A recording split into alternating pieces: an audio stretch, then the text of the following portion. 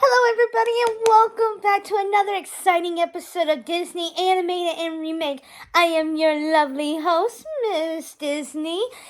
Oh, the moment I have waited for since, probably last year, The Little Mermaid. I'm going to be talking about The Little Mermaid, and as you can see by my shirt, oh my god. I have to say, I have been waiting all week to do this because, as part of my policy, I usually try to wait like a week after everybody's seen it. And so that way, if you've seen it, great, I can spoil it. If not, you better turn off that video and go see it and then come back here so we can talk about it. Oh, where can I start? First off, ever since Thursday night, during the premiere night, I have watched it at least 3 times, and first, I honestly wish that I had my camera for my reaction in the theaters, but I'm quite respectful. I don't keep my phone on me during the movies. I don't even I have it on, but it's on vibrate for just in case of emergencies. I am a mom after all, and even though Mr. Disney is a great dad and a great husband, you just never know. But being said, where can I begin? First off, it was amazing. Oh my god. I feel like, and this is no disrespect to the 1989 one, but I honestly think that the 2023 Little Mermaid live action remake was very spot on, and I love the extra details that they included in this movie. First off, obviously there were 7 daughters, which they explain very clearly that Triton had each gave his daughters I guess you could say a kingdom of their very own under the ruling of King Triton, which I thought was a very nice touch instead of having 7 daughters all in one palace without really any sort of rules or even, rules. There's rules, but how can I put this? Without a job, like what's the purpose of being a mermaid and a royal mermaid at that if you don't really have any duties that kind of befalls under royalty? But I love what they did there, and let's see. Oh, Ariel. She is still adventurous. She is. Oh my gosh, she is. Halle Bailey. Let me put it to you this way: when they first announced that she was going to be Ariel, a lot of people were giving out comments saying like, "The mermaid is white, not black. Why are we mixing that up?" First off, I don't care what the characters look like. Honestly, I don't really care. What matters to me, and quite honestly, it's mostly the people that are die-hard Disney fans, such as myself, but they are like very hardcore and very specific to the originality. First of all, the 2023 Little Mermaid is like the 1989, except just like all the remakes. It adds its own details. It adds its own magic. Quite frankly, it is the same story. They just added onto it. And second of all, do we really know what a mermaid looks like? Like skin tone, tail tone, hair tone? No, we don't. They are mythical creatures, although I do believe that there may be some fishes in the sea that we don't know of. But anyway, honestly, it doesn't matter. To me, I've always been a die-hard Disney fan. I love them to the core. I'm very specific. In fact, I think I broke one of my students when she challenged me to a Disney off, and I got to answer correctly that she did not. So I think I accidentally broke her without realizing it. Although that probably means she's going to challenge me even more. So we'll see about that. Anyway, so Halle Bailey, she did a phenomenal job. She captured the essence of Ariel. She captured her adventurous spirit. She captured her curiosity. And above all, she made Ariel a little bit more resourceful than Jodie Benson's Ariel. Not again, no disrespect to it because 2 and 2 are still the same Ariel. They still have the adventure spirit. They still have the curiosity. They still have the voice. They still made her the youngest of the 7 daughters. But Halle Bailey, they made her more resourceful. And here are some pointers. And again, this is the spoiling part. So if you have not watched it, turn it off, go see it, come back here. Oh, wait. Oh, you're back. Great. Okay, so first point of resourcefulness. When Ariel and Flounder were at the sunken ship and they were being chased by the shark, when Flounder got hit and fell right into the sand and kind of got stuck and was trying to get out, Ariel used the ship's resources, like she used the surroundings of the ship to actually distract the shark and come after her. Like she knocked the cannon right on the shark. The shark chased after her. She hit herself, but she made sure that she was angled to be right in front of the mirror. Or at least so that way the shark thinks that she was right in front of the shark when in reality she was not. That's resourcefulness. That's what I love about it.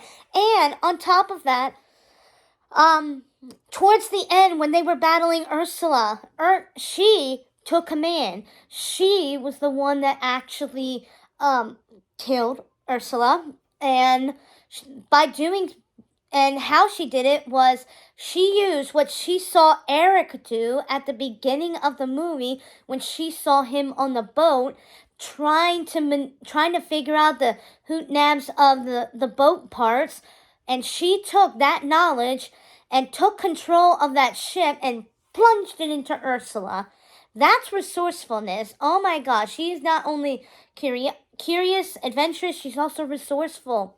Great leadership skills right there. That is fantastic. If she had stayed a mermaid, I think she would have been the next heir to into being Queen of the Sea. Although, if they're going by order of the oldest to the youngest, I think Mala, her older sister, would be the next queen. I think Mala's the oldest in the new movie. I don't know. Oh, Eric. I know I'm married and I know I'm taken, but he has captured my heart. Oh my goodness. I mean, there was so much more to him than 1989. Jonah captured my heart all the way through and everything. Oh, okay. Again, 1989 Little Mermaid was beautiful. It did a beautiful job. They made it so that way a forbidden love was there where a mermaid and a human got together. It was there. But let me put it this way. Ariel was interested in human stuff and fell in love with Prince Eric, as soon as she saw him. And Eric heard Ariel's voice after the shipwreck and was obsessed with the voice. Great and all, beautiful, classic story tale. But what I loved about this was that they captured a connection between Ariel and Eric. Ariel is an adventurer who always seemed like outside of her kingdom, like outside of her even species. And Eric, great little plot here, Eric's adopted. He was not born a prince. He was practically adopted to be a prince. So there's always that something inside of him that wants something more. And it could be because of his biological parents were probably adventurers, so he has that instinct of wanting to explore. And he used that to his advantage of how to make his kingdom better and everything. So that's a great bonus there. They actually tried to make him as a leader, but at the same time try to make him as an adventurer. Huh, that sounds familiar, doesn't it? That sounds like Ariel. Both royalties where they want more things than what they have. And they want to go exploring and they want to see the unknown. They think that there's so much more out there than what's in front of them. Great connection there, and it's actually because of that Ariel felt a connection with Eric and started liking him. Now Ursula may already know this, or maybe she just said it out of the whim. She said that Ariel isn't not only in love with the human world, but she fell in love with the human. I'm not sure that's the case in the beginning of the movie. I think she liked him to the point that she, of course, saved him, and because they had shared a connection, and because she sung the song, or sung her siren song to him to heal him. Speaking of, I think I finally understand not just how The Little Mermaid is a musical, but why mermaids sing is because it's a siren call. And it kind of leads me back to the 2023 beginning of it, when sailors were convinced that mermaids use their siren calls to lure people to their deaths.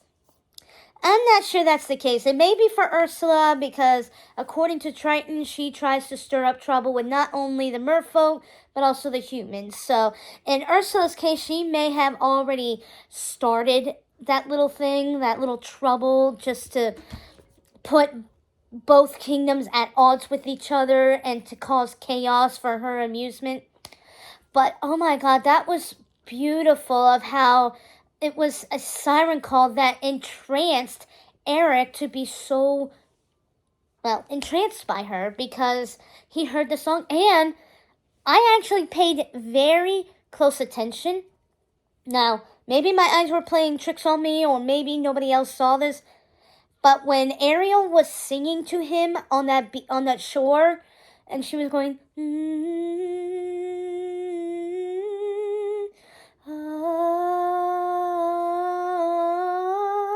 what would I give to live where you are?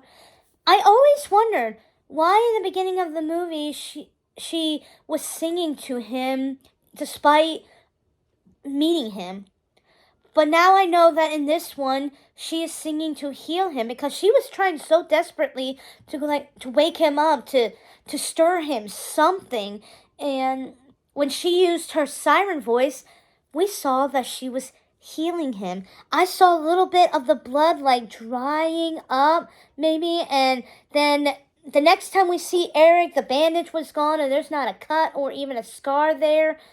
So her siren calls could actually be healing, and maybe it was a mislead conception that Ursula created, that the voices of a mermaid leads you to your death. I don't think that's the case in this movie, and oh, that was just beautiful. Oh my God. And yeah. Ooh. And so that's what led to the connection between Eric and Ariel, because they're adventurers. They have curiosity in the eyes. They want so much more than what was given to them. And it was actually because of that they started to develop a relationship of a sort. And that's what I love about the remake, is that they made a date between them. It's not just taking them to town and actually seeing them interact. We actually got to see them exploring each other and getting to know each other. And even though she didn't speak, she let her eyes do the speaking for her, and her body, which is great. Oh my God. I'm sorry. I'm giving Little Mermaid so much praises. There's just, I love Eric and Ariel in this one. There's just, it kind of reminds me of Belle and Beast, to where they have a connection of wanting to explore around the world, where they are both trapped in their own places for different reasons, but still they were trapped. It's kind of like the same thing with Ariel, to where they are, and Eric, to where they are trapped in their own kingdoms or in their own worlds, and there's so much more. there's so much more out there that they want to see for themselves. And yeah, that was awesome. I love it. And yeah, I just love the new Little Mermaid. Although I will say this, I think Ursula's temper scared me more than Triton's temper when he destroyed Ariel's grotto after getting mad at Ariel for going to the surface and interacting with the humans. Because honestly, growing up, I fear Triton, especially if you get on his bad side. I mean, his temper tantrum, you can actually see the expression on his face when he gets so angry. And it's not just through the glow of the Triton, it was just, you can feel it, you can see it. It's like the ultimate protector father figure that does everything in his power to make sure that his daughters stay in line, and it just terrified me. This Triton, however, not so much. I mean, it felt like he was more disappointed in Ariel, and he wanted to prove a point that he was disappointed in her by destroying her things, which, nah. So I think, in all honesty, 1989 did a much better, decent job on Triton than they did in 2023. I just wasn't getting a good vibe of Triton being the ultimate sea king of the seven seas. He was more like the protector and just wanting his daughters to be good, which is understandable. No way possible to deny that. Ursula, oh my God.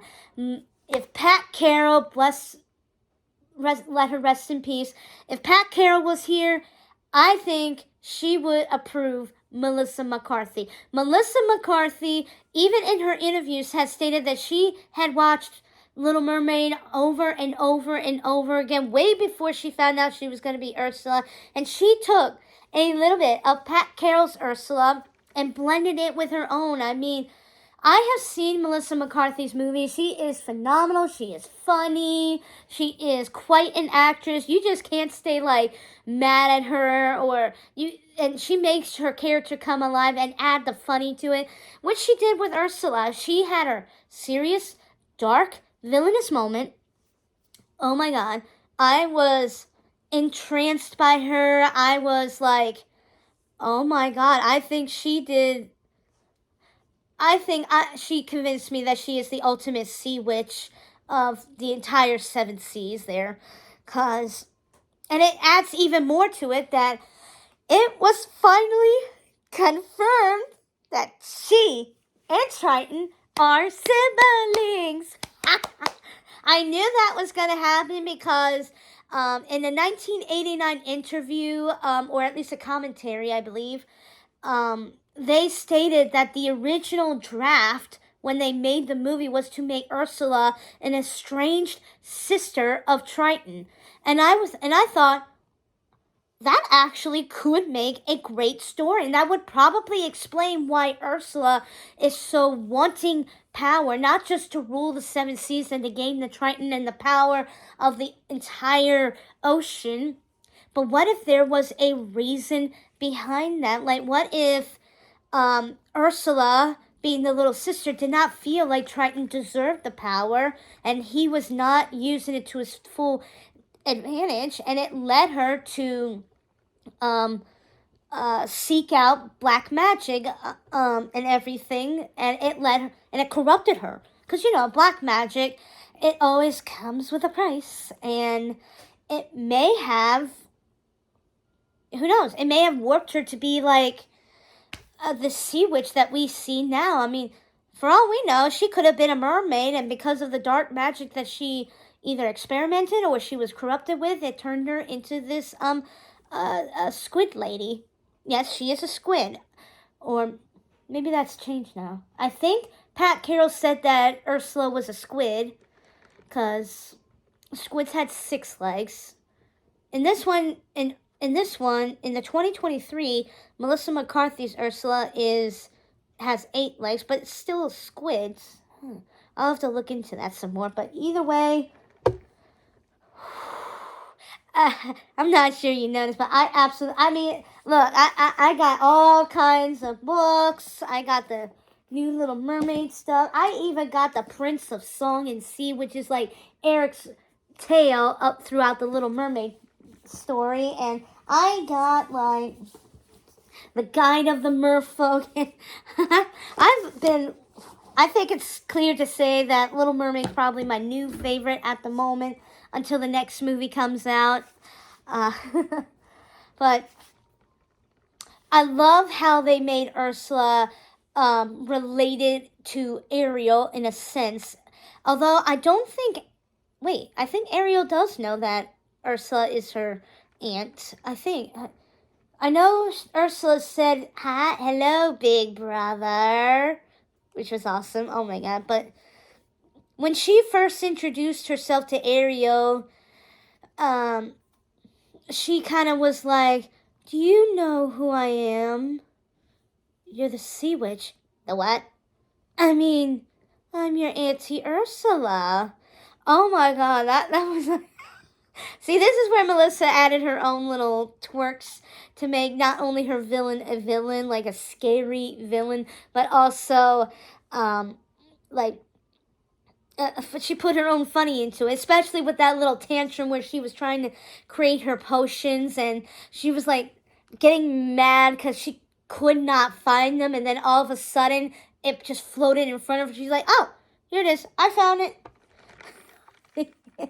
Yeah, Melissa did a beautiful job of being Ursula. And I have noticed something, believe it or not, today that I did not think, I didn't think of this through. I mean, I knew they changed the lyrics to 2 of the songs in the new one, which is Kiss the Girl.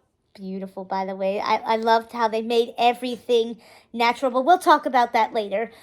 They also did Poor Unfortunate Soul, like, they took out the part where she went like, "You have your looks, your pretty face, and don't underestimate the importance of body language. The men up there don't like a lot of blabber.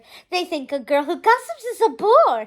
Yes, only it's much preferred for ladies not to say a word. And after all, dear, what is idle prattle for?" Come on, they're not all that impressed with conversation. True gentlemen avoid it when they can. But they don't as soon have fallen on a lady who's withdrawn. It's she who holds her tongue who gets her man. That part, completely gone. I can see why, because they've tried, I guess, I didn't really read the comments about why they took it out. I'm assuming it's something to do with the body images and trying to give the impression that you use your body to get what you want. I don't know. I may be misleading my information here. Don't quote me on that. Everybody's entitled to their own opinion of why certain things happen. But, and I'm going to bring out my trusty full film script of The Little Mermaid here. Let's see if I can get to the part of Ursula. Let's see. There is a line here where it changed. Let's see. Yep, right here. The spell was what I was thinking of. They added a nice twist there. I didn't see this coming, and it should have dawned on me because I was looking through the lyrics of Poor Unfortunate Soul because I've been singing it nonstop this past week.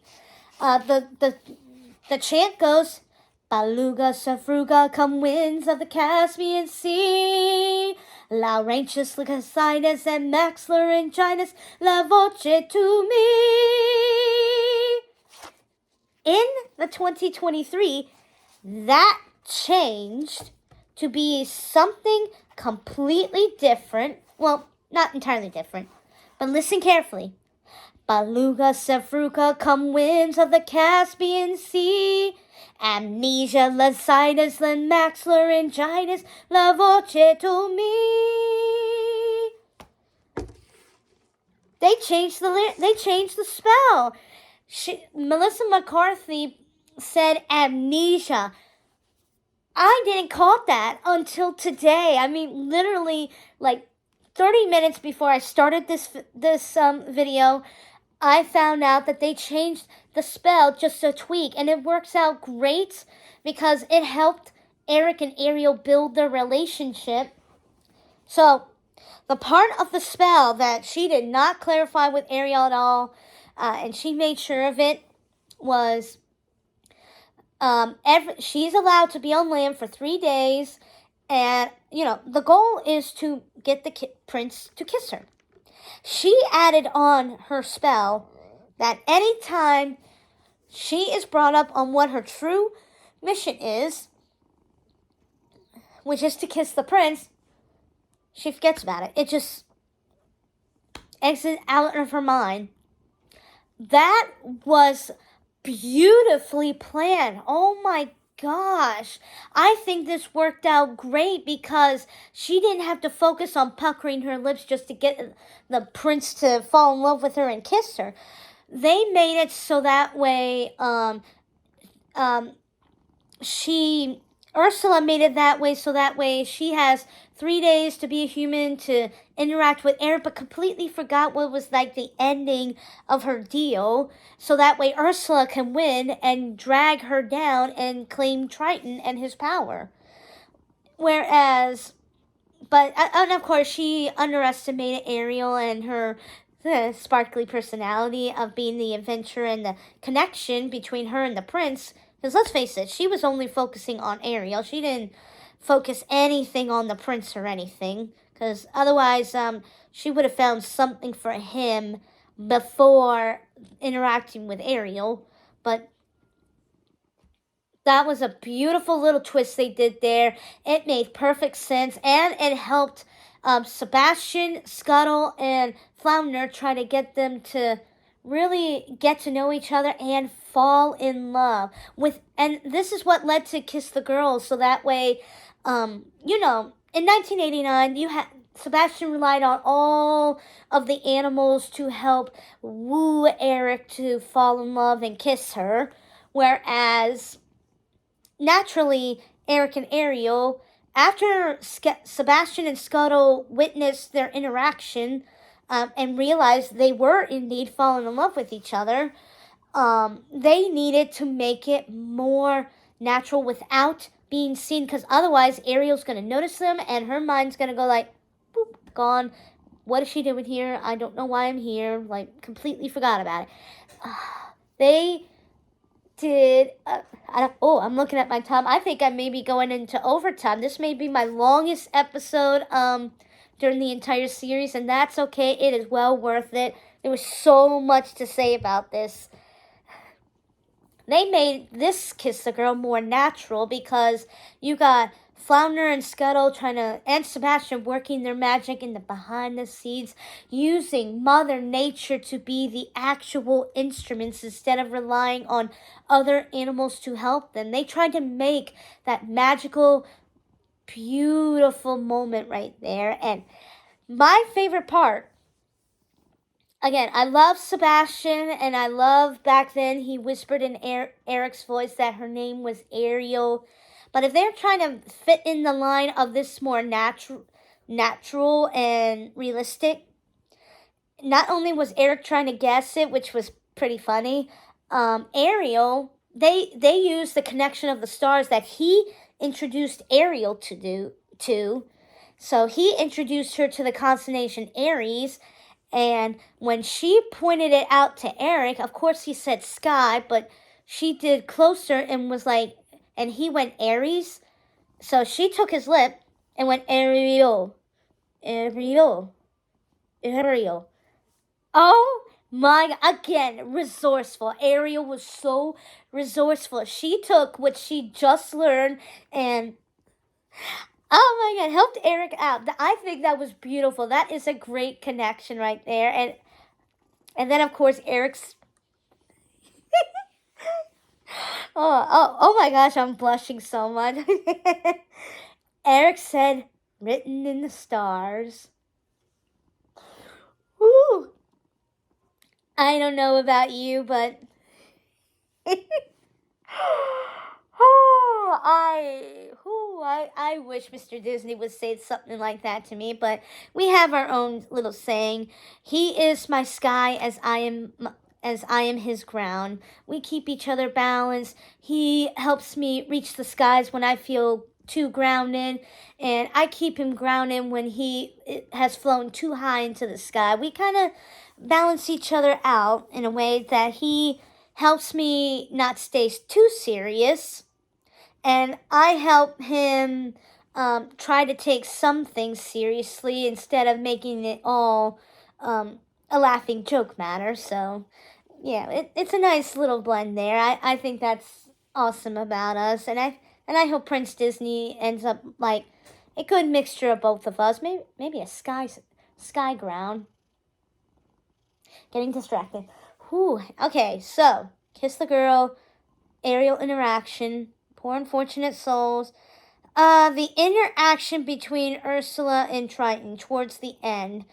I did definitely feel a sibling rivalry right there, and that is something that I find pretty good because it gives us a little bit of background information. Oh, Poor Unfortunate Soul, they did change another piece of the lyrics of where Ursula, the 2023, said, pick a scale from your tail, drop of blood into the bowl. You know, in the original, Ursula used an actual contract to make it, a binding thing. Honestly, I think what Melissa did with pick a scale from your tail, a drop of blood into the bowl, I think that is a probably much stronger magic source than just writing your name on a magic piece of paper. Because, and in my opinion, your blood is on the scale, and it's your tail skin, which means that she has control over you. So even if you try to run from her, she will get you, and she will either destroy you or turn you into a prawn, or she'll do whatever the heck she wants with you. That, I think, that is a much better way of trying to bind someone than just writing your name on a piece of magic paper. Even in Triton's case, and this actually played a nice bit of role since Ariel is Triton's daughter. So, with that being said, she could actually have control over him. But then again, we don't know the anatomy or biology of a merfolk, so you don't know how that works. I don't know how that works. It's one of the mysteries of the sea. Anyway, that's just my opinion. I think that little twist right there made perfect for this movie, and it kind of caused like a good connection of Ursula taking control of what she wants. And oh my god, when she destroyed Triton, or at least killed him, you could see in her face she felt no remorse. She was like, please, like, this person's gone. Everything is mine now. There was no trace of feeling guilty. She destroyed her big brother. She got what she wanted. No remorse at all. And the same thing with when Flotsam and Jetsam got killed. Where in 1989, Pat Carroll was like, babies, my poor little poopsie. She treated them like they were her babies, even though in the beginning of that movie, Ursula treated them like lackeys. She was like, Flotsam, Jetsam, go do my bidding. You are under my control. Ha ha ha ha ha. Whereas this Ursula, she actually just used them as lackeys. And even though she had her moment, she was like, my babies! She did not like show the same emotions that Pat Carroll, which means that she lost her lackeys. She lost the very creatures that kept her like eyes on everything else. So she's ticked off. Now she's even more angrier than ever before, and all she wants to do now is destroy the one thing that Ariel cares about, which is Eric. And that's what I love about this one, is because she is focusing, this is how she sees it. An eye for an eye. You destroyed my lackeys, the one thing that I loved, possibly more than power, or at least just as equal as power.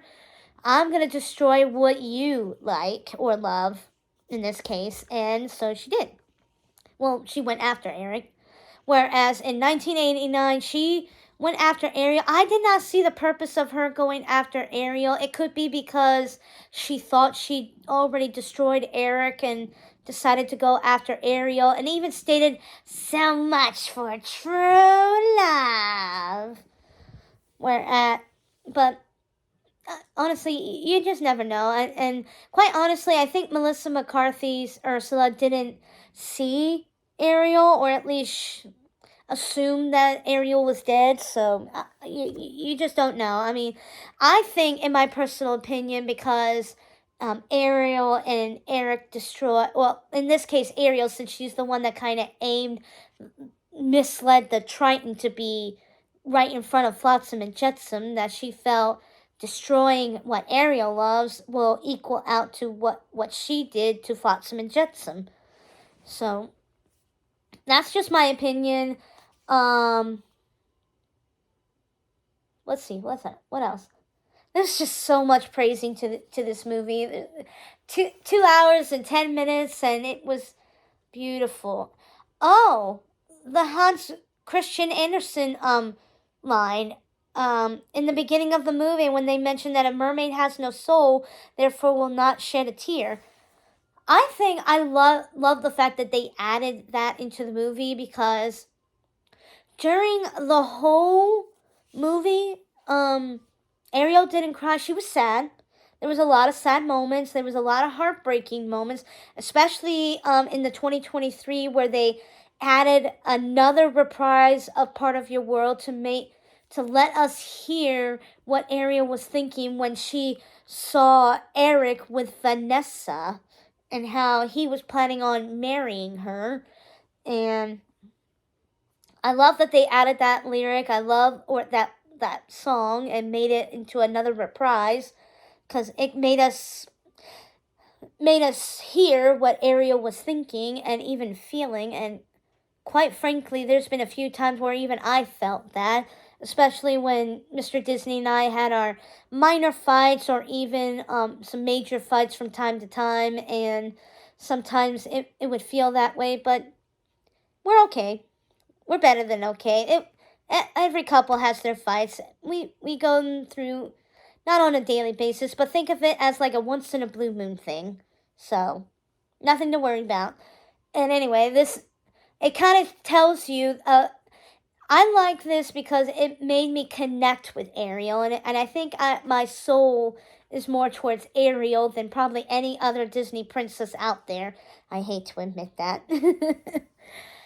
But yeah, a mermaid has no tears, and so she has no soul.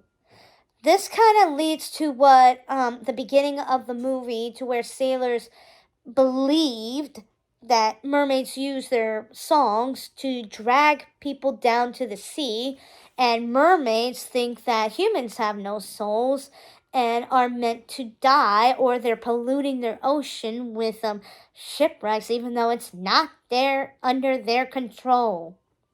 Misconceptions and misleds between both kingdoms, which led to such a disruption between both worlds.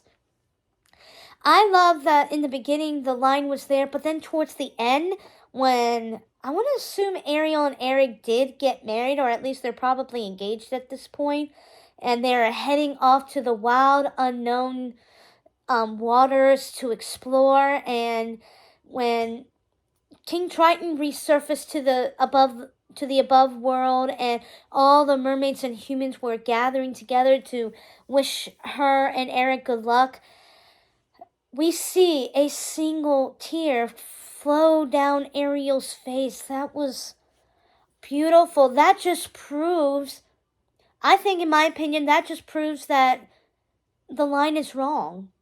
we are misled to believe that mermaids don't really have a soul, and when you don't have a soul, you don't shed a tear.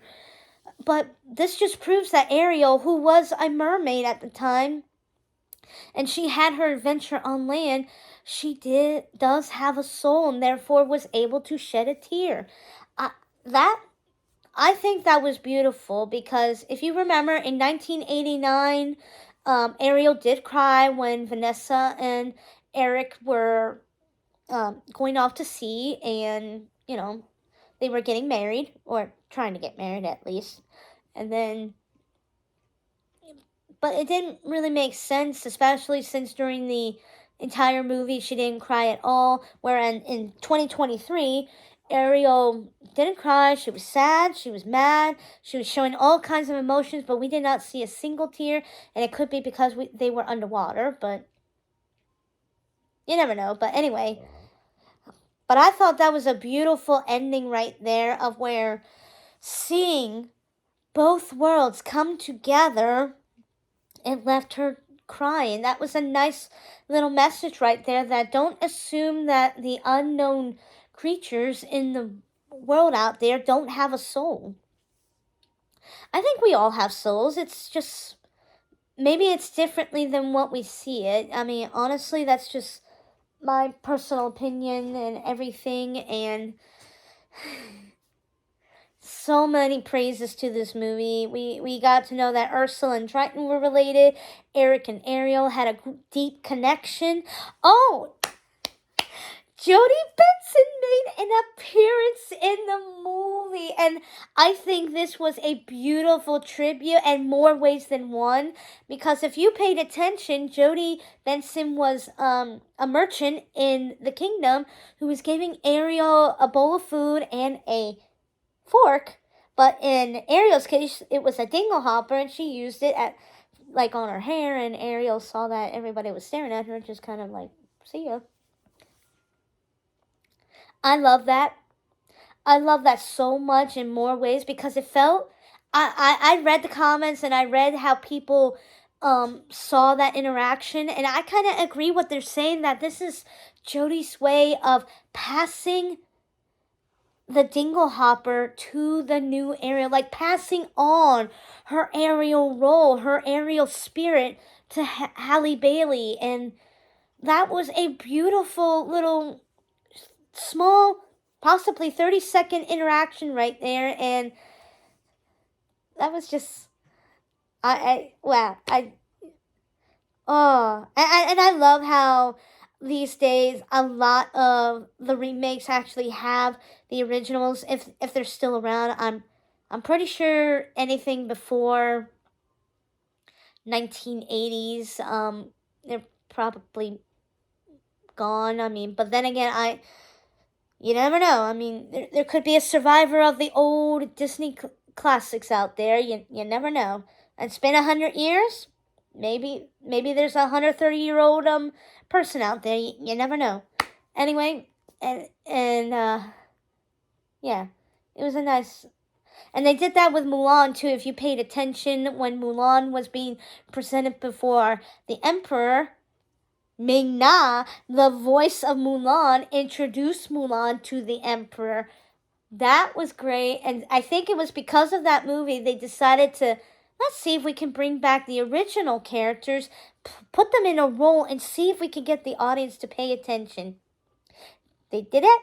Check. They even did that with Beauty and the Beast Live, to where you see the actors who played Belle and Gaston were in there, and were actually part of the song Belle.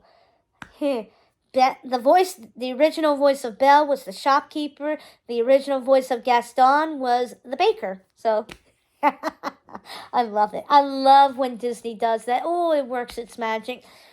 Ooh, so many praises to this movie. I absolutely loved it to the T. And like I said, I think I enjoy this one so much better than the original. But of course, the original will always still be one of my favorites. And it's because, where do you think these remakes come from? From the originality. They still used the same story. they just add details to it. Like when Triton made it a rule that they cannot go to the surface, that's where they change some of the characters, like Scuttle. As you guys know, in 1989, Scuttle was a seagull.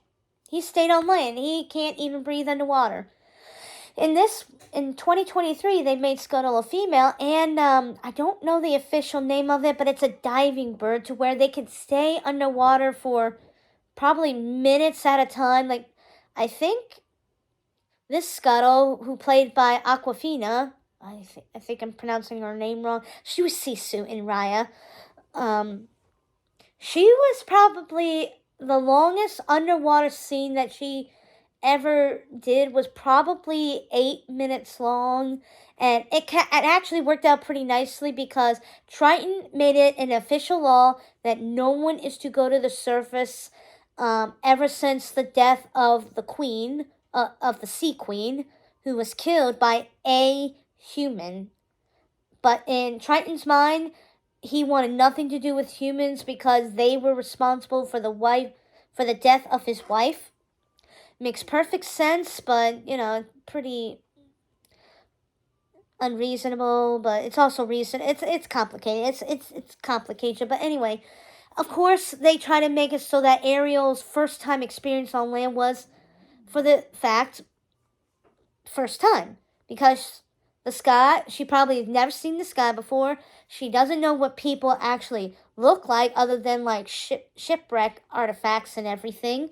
But they tried to make it so that way Ariel's first time experience was, above the water was, again, the first time. So in order to make that work, they decided to use a diver bird as Scuttle instead of a seagull, so that way Scuttle can be underwater, interact with Ariel, Flounder, and Sebastian, and be like, it's a dangle hopper. Humans use these babies to do their hair. Yep, you get a couple pieces out of it, and voila. Oh my god. I love her interaction with Sebastian because it's like a comedic duo rivalry. Like they're friends, but they're like frenemies. Like they get along, but they don't exactly get along, And then the little rap that they had on the scuttlebutt. Hey, wake up, wake up, wake up. Have you not heard about the scuttlebutt? The butt, the was, the buzz, the who's, the what, again. I don't know the entire thing because it was just, but the beat was like,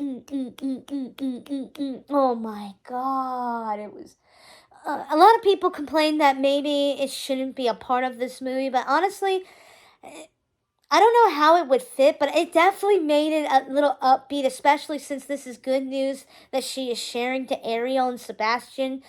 And it was just a nice little interaction between her and Sebastian, and just like the relationship between the two. And it just worked out. And yeah, and they definitely clarified on why Triton dislikes humans so much is because, well, Ariel's mother was killed by one. So it led to an ocean official law that no mermaid or merfolk is supposed to go to the surface ever again. Land and sea cannot mix. So what's law is law, and apparently if you break that law, there's serious consequences, especially if you have found out that they went to the surface. So yeah, that was a nice little addition. And like I said, that is one of the great things about these remakes is that they add details that makes you curious on why these characters are the way they are. Like why Triton hated the humans so much, and it's because they killed their mom. And if you remember, in the first movie, there was no mention of the queen at all. I always thought that King Triton was just a single dad with 7 daughters who were probably driving him nuts. And on top of that, he was the king of the ocean. So, yeah, that was fun. That was how I wasn't even born yet, but I did watch it when I was a kid, so that was how my little kid mind worked. But it still worked out, and again, that's what I love about these remakes. It's they add the details that makes the story more smooth, like especially when Eric had his own song and he's just so entranced by Ariel's siren call that it just makes him want to find her and thank her and make them actually go exploring. Like, through that song, he felt a connection with Ariel that he probably didn't even know he had.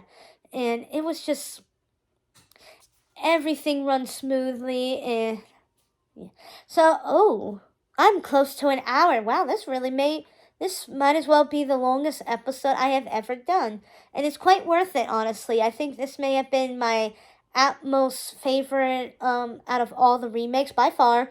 I have a feeling there's going to be a lot more in store than what we see here. So, and the next one that I'm hearing is Snow White, which should be coming out March 22nd of 2024. So, you better mark that on your calendar because maybe Snow White may be the next episode that I will be talking about in this series. And she's played by Rachel Zegler, who played Maria in West Side Story. So this should be interesting. And sorry, I got distracted. But yeah, this should be interesting of how the Snow White's going to be, especially since they're making all kinds of changes to it, which I'm having mixed feelings. I mean, I grew up with the original, and was a very short original, like probably a little over 60 minutes long, maybe less. It's Snow White was the very first Disney princess since the start of Disney. Came out in 1937. But yeah, I really enjoyed this movie. I loved it so much. I'm still listening to the soundtrack. I am rereading the junior novel, well, not the junior novel, the novelization of it. And believe it or not, I actually love the prequel book, the Against the Tide, which features Ariel as 15 years old, about ready to become the protector of her own sea. And there's a nice little sister interaction between her and her 6 siblings. What the book is about is one of them, Mala, has decided to disappear. Or at least, in this case, was kidnapped. Don't know who, don't know what. Haven't finished reading it yet, but so far I like it. Merfolk kind of takes it from Eric's library, and it kind of features the 7 seas, the protectors, which is the daughters, King Triton himself, what the merfolk look like, what under the sea looks like, what sort of specimens there are, and even the sea witch, and all the legends that a lot of people have heard of, or even legends that the merfolk came up with. And of course I got the nice little children's version of the book, which was, I think, pretty cute. And honestly, I just had to have it. I mean, I thoroughly had to have it. It was fantastic. Oh my god. I'm sorry, I'm raving on it. Again, you can see how much I love this, and I think I'm going to wrap up for this episode. This has been my most absolute favorite episode and movie of all time so far. So, if you have not seen it, go see it. Actually, here's a bigger question if you have not seen it. Why are you here? Why are you watching this video when you should be out there, going to your local theater and watching it and seeing it for your very own? And then when you are done, come back here and you could comment on how awesome it was, or maybe I missed a fact or two that you didn't know about. And yeah, just enjoy the movie. Go see it. And if you loved it, great. I would love to hear more about it. And it's just... yeah. And quite honestly, this was a much better... both 1989 and 2023 are much better versions than the actual book because, not to sound grossed out or anything, but the Sea Witch wasn't even an octopus lady. She was like a mixture of all kinds of creatures, which makes sense because she is a Sea Witch. She does black magic, or at least magic of a sort.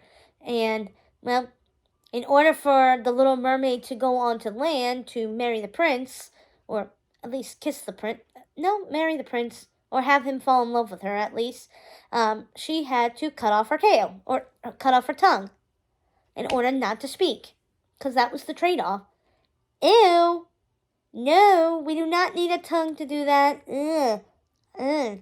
I like this. I like the Disney version better because, and then of course in the original Little Mermaid, when the prince ended up marrying someone else, and it just shows that he wasn't in love with the Little Mermaid as she was in love with him.